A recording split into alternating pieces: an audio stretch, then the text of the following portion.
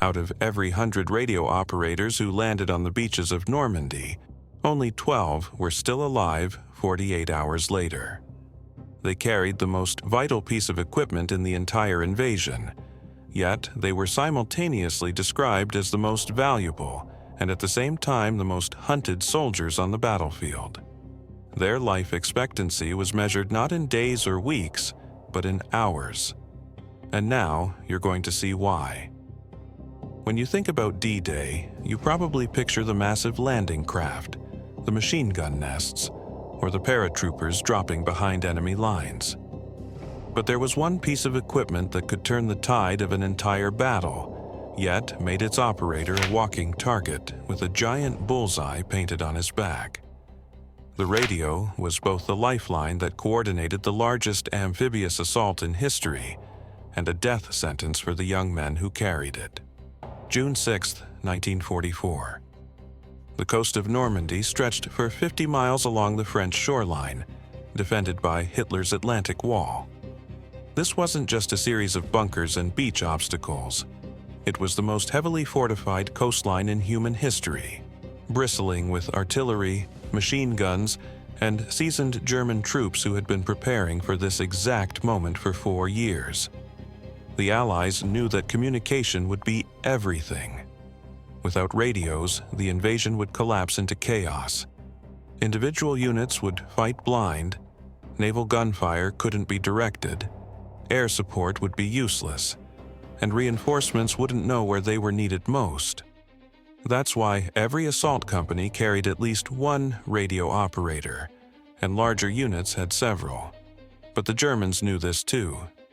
To understand why carrying a radio on D-Day was essentially a suicide mission, we need to look at what these soldiers actually carried. The standard infantry radio was the SCR-300, weighing 35 pounds when fully loaded with batteries. It was a backpack-mounted unit with a distinctive whip antenna that extended 4 feet above the operator's head. The antenna was necessary for the radio to work, but it also made the operator visible from hundreds of yards away. The SCR-300 had an effective range of 3 miles on flat terrain, but the rocky coastline and interference from other radios often cut that in half. Battery life was just 8 hours of continuous use, so operators carried spare batteries that added another 15 pounds to their load. That meant a radio operator was carrying 50 pounds of equipment before adding his rifle, ammunition, food, and medical supplies. But the weight wasn't the real problem. The real problem was that whip antenna sticking up like a flag. German snipers and machine gunners had been specifically trained to identify and target radio operators first. They knew that killing the radio operator would cripple an entire unit's ability to call for support, coordinate attacks, or even report their position. Radio operators also had to stop and set up their equipment to make calls. While other soldiers could dive for cover and stay low, radio operators had to find elevated positions with clear sight lines to establish contact. They became stationary targets for minutes at a time, completely exposed while trying to reach their command posts. The psychological pressure was immense. These were often 19- and 20-year-old kids who knew they were carrying equipment that made them priority targets. They had to operate under constant fire while managing complex radio procedures, encryption codes, and call signs. One mistake in transmission could give away their unit's position to German radio intercept teams who were constantly listening. Training tried to prepare them, but nothing could simulate the chaos of actual combat. At training camps in England, radio operators learned to set up and operate their equipment in under 2 minutes. They memorized dozens of call signs and frequencies. They practiced encrypting messages using code books that changed daily. But when they hit the beaches of Normandy, everything they'd learned was tested under the most extreme conditions imaginable. Now, let me tell you about Technical Sergeant Robert Chen, a 20-year-old radio operator from the 1st Infantry Division who landed on Omaha Beach at 6:30 a.m. on June 6th. Chen's company was part of the second wave, tasked with establishing a communications link between the beach and the destroyer USS Satterlee, which would provide naval gunfire support. As Chen's landing craft approached the shore, German artillery was already zeroing in on the beach. Machine gun fire from the bluffs was cutting down soldiers before they even reached dry sand. Chen struggled through the surf with his 50-pound radio pack, watching men around him fall as bullets churned the water white. He made it to the seawall and immediately tried to establish contact with the Satterlee, but his first radio check revealed that shrapnel had damaged his antenna. With German fire raking the beach, Chen had to climb onto the seawall to extend his backup antenna. The moment he appeared above the wall, a German sniper's bullet shattered his radio's handset. Chen was now carrying a useless 50-pound weight, but he couldn't abandon it. His company needed naval gunfire to suppress the German positions, or they'd all die on that beach. He crawled along the seawall until he found another radio operator, Private Martinez, who'd been shot through the shoulder but whose radio was still functional. Together, they managed to contact the Satterlee and direct accurate naval gunfire onto the German machine gun nests. But the process took 12 minutes of continuous radio transmission, during which both men were completely exposed. Martinez was killed by a mortar around 30 seconds after they finished the call. Chen survived the day but was shot and killed 18 hours later while trying to call in artillery support during the advance inland. But Chen wasn't the only radio operator to face impossible odds that day. Staff Sergeant William Murphy landed with the 29th Infantry Division at 7:15 a.m., carrying an SCR-536 handheld radio for the short-range communication. Murphy's job was to maintain contact between his company and battalion headquarters as they advanced off the beach. Murphy's landing craft hit a sandbar 200 yards from shore. As soldiers jumped into chest-deep water, German machine guns opened fire from concealed positions in the cliffs. Murphy watched his company commander get cut down just 50 yards from the beach. With no officers left alive, the company began to fragment into small groups of confused and terrified soldiers.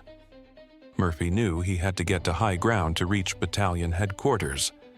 He crawled up the bluff under constant fire, his radio crackling with desperate calls from other units requesting support, medical evacuation, and ammunition resupply.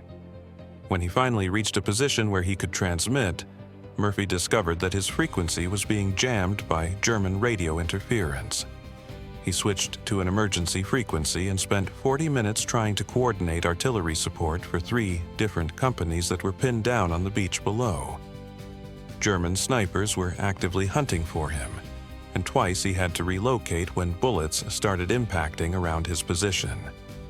Murphy was shot through the leg during his 3rd transmission but continued calling in fire missions until a mortar round landed directly in his position 6 hours after the landing. But if you think these stories were incredible, consider the case of Corporal James Mitchell, a radio operator with the 82nd Airborne Division who was dropped behind enemy lines 12 hours before the beach landings began. Mitchell's job was to establish communication between scattered paratrooper units and coordinate with the beach assault when it began. Mitchell's transport plane was hit by anti-aircraft fire over the drop zone, and he jumped at just 400 feet altitude. His parachute barely had time to deploy before he crashed through the roof of a German farmhouse. Miraculously, he survived the impact, but his radio was smashed and he was behind enemy lines with no way to communicate. Mitchell knew that his unit was supposed to capture and hold a bridge 3 miles away, but without radio contact, he had no way to coordinate with other scattered paratroopers. He spent the night moving through German-occupied territory, collecting parts from other destroyed radios he found with dead paratroopers. By dawn on June 6th, Mitchell had cobbled together a functioning radio from pieces of 3 different units. He climbed a church tower in the village of Sainte-Mère-Église and established contact with both paratrooper units and the beach assault forces. For 6 hours, Mitchell coordinated attacks, called in airstrikes, and directed reinforcements while German troops searched the village below. Mitchell's position was finally discovered when a German radio intercept team triangulated his transmissions. Enemy soldiers stormed the church tower at 2 p.m., but Mitchell continued transmitting until the moment they reached his position. He was captured alive but died 3 days later in a German field hospital from wounds sustained during his capture. The official casualty statistics for radio operators on D-Day are staggering.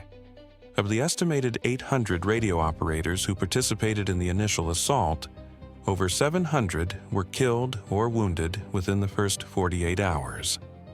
That's an 88% casualty rate, higher than any other military occupation in the entire war. Radio equipment failure rates were equally devastating. Sand, salt water, and combat damage rendered 60% of all radios inoperable within 6 hours of landing. Many units lost all communication capability and had to rely on runners and signal flags to coordinate their movements. The entire communication plan for the invasion nearly collapsed multiple times during the first day. But despite these horrific losses, radio operators played a crucial role in the success of D-Day. Naval gunfire directed by radio operators destroyed hundreds of German defensive positions. Artillery strikes, coordinated through radio communications, broke up German counterattacks before they could reach the beaches. Medical evacuation requests transmitted by radio operators saved thousands of wounded soldiers who would have otherwise died. The psychological impact on surviving radio operators was profound. Many suffered from what we now recognize as severe post-traumatic stress disorder. They had not only endured constant combat, but carried the weight of knowing that their comrades' lives depended on their ability to maintain communication under impossible conditions. The lessons learned from D-Day radio operations revolutionized military communications. Equipment was redesigned to be more durable and waterproof. Radio procedures were simplified to reduce transmission time. Multiple redundant communication systems were developed so that losing one radio operator wouldn't cripple an entire unit. Today, modern military communications are digital, encrypted, and much more reliable than the analog radios of World War II. But the fundamental principle remains the same. Communication is the nervous system of any military operation, and the soldiers who maintain that communication often pay the ultimate price. The radio operators of D-Day exemplified the paradox of modern warfare. They carried the tools that made victory possible, but those same tools made them the most hunted men on the battlefield. Their sacrifice enabled the largest and most complex military operation in history to succeed, even though most of them didn't live to see that success. If you want to hear more stories about the unsung heroes of D-Day and World War II, make sure to subscribe and check out our video about why medics had a life expectancy of just 20 minutes in combat.